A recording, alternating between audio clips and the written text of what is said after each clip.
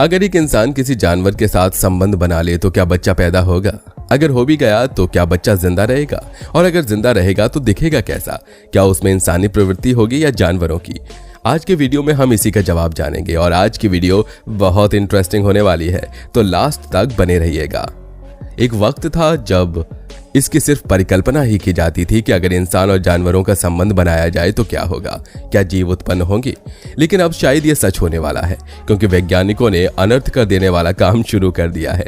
इसे इंग्लिश में human animal hybrid कहते हैं और इससे जो जीव बनता है यानी भ्रूण बनता है उसे काइमेरस कहते हैं।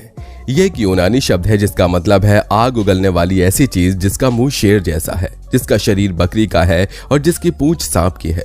कितना अजीब जीव है ना ये, लेकिन जो भी है तो है। तो ये जो जीव तैयार किया जा रहा है आज के वैज्ञानिकों के द्वारा, ये इंसान और जानवर के सेल्स का मिलाप होगा, यानी इंसान और जानवर के बीच डायरेक्ट फिजिकल संबंध नहीं बनाया जाएगा। तो ये होगा कैसे? इसके लिए एक ऐसी तकनीक का इस्तेमाल किया जा रहा है जो शायद आपने सुना होगा। इस टेक्नोलॉजी का नाम है क्रिस्पर। इस टेक्नोलॉजी की मदद से जीन्स को एडिट किया जा सकता है, यानी मॉडिफाई किया जा सकता है। लेकिन इसका इस्तेमाल जिस तरह किया जाएगा उसे सुनकर आपके होश उड़ जाएंगे। वैज्ञानिकों ने बहुत खतरनाक तरीका निकाला है और वो लगातार एक्सपेरिमेंट्स भी किए जा रहे हैं।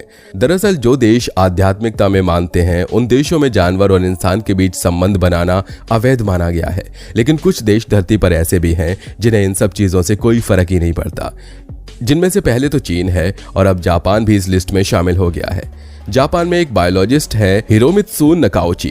ये टोक्यो के एक यूनिवर्सिटी में काम करते हैं और इन्होंने चूहे और इंसान के हाइब्रिड को बनाने का प्लान किया है और इन्होंने इसे अच्छे से बड़ा करने की अनुमति भी पाली है अपनी जापान सरकार से। साल 2019 के बाद से जापानी सरकार ने इंसान और जानवर के मेल से जीव उत्पन्न करने वाले कानून से हाथ हटा लिया है, यानी अब ये अवैध नहीं है, वैध है। इसके लिए सबसे पहले जानवरों का ब्लास्टोसिस्ट लिया जाता है। अब सवाल है कि ब्लास्टोसिस्ट क्या होते हैं? ये ब्लास्टोसिस्ट भ्रूण में कन्वर्ट होता है जब मादा का अंडा और नर का स्पर्म मिलता है। तो ब्लास्टोसिस्ट के डीएनए में से क्रिस्पर की मदद से जीन्स को मॉडिफाई किया जा सकता है। इसका सीधा सा मतलब है कि जो जानवर या जीव कोई और आकृति लेने वाला था अब कोई और आकृति लेगा। जिस जानवर के डीएनए में बदलाव करना है उस जानवर के ब्लास्टोसिस्ट में चेंज करते हैं। उदाहरण के लिए कोई एक शरीर का अंग ले लीजिए, जैसे लिवर जिस जीन के एक्सप्रेशन से बनने वाला था, ब्लास्टोसिस्ट के जरिए उस पार्ट को वहां से हटा देते हैं। इसका मतलब जो एम्ब्रियो बनेगा उसमें लिवर नहीं रहेगा और इसके बाद वो करते हैं कुछ ऐसा जिससे कुछ अनर्थ पैदा होता है। इंसानी शरीर में human induced pluripotent stem cells लिया जाता है और उन्हें उस जानवर के ब्लास्टोसिस्ट में डाल दिया जाता है। इससे होता यह है कि जिस जगह लिवर बनना था उसकी जगह अब इंसानी ऑर्गन डेवलप होगा। अब सवाल उठता है कि ये प्लूरिपोटेंट स्टेम सेल्स क्या होते हैं? ये एक तरह के सेल्स होते हैं जो प्लूरिपोटेंट होते हैं। इनके अंदर इतनी क्षमता होती है कि किसी भी शरीर के अंग का शक्ल ले सकते हैं, यानी इस सेल्स से आप लिवर सेल्स भी बना सकते हैं और ब्रेन सेल्स भी। मतलब आप कोई भी सेल्स डेवलप करा सकते हैं। क्या इससे प्रकृति के साथ खिलवाड़ हो रहा है? जी हाँ, बिल्कुल हो रहा है, क्योंकि अब हम भगवान का खेल खेल रहे हैं। हमने प्रकृति के नियमों को बदल दिया। हम ऐसे जीव बना रहे हैं जो प्रकृति के हिसाब से गलत हैं। लेकिन क्या ये सब सच में इतना गलत है? बताते हैं आपको। भारत में हर साल लगभग 5 लाख लोगों की मौत हो जाती है क्योंकि उन्हें कोई ऑर्गन डोनर नहीं मिलता किडनी के लिए। भारत में हर साल लगभग 2 लाख लोगों की मौत हो जाती है क्योंकि उन्हें लिवर के लिए कोई इंसान नहीं मिलता जिससे कि उनका ट्रांसप्लांट हो सके। जी ये बिल्कुल सच है। ऐसे कई सारे शरीर के अंग हैं जिनके लिए हर साल लाखों लोग अस्पतालों में दम तोड़ देते हैं और इसी कमी को पूरा करने के लिए काइमेरस पर एक्सपेरिमेंट किए जा रहे हैं।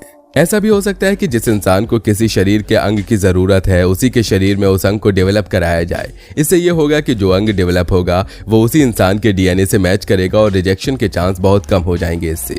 क्योंकि अक्सर होता यह है कि किसी दूसरे शरीर में अंग डेवलप करने के बाद किसी दूसरे शरीर में उसे लगाने के लिए अड़चनों का सामना करना पड़ता है और आखिर में रिजेक्शन ही मिलता है।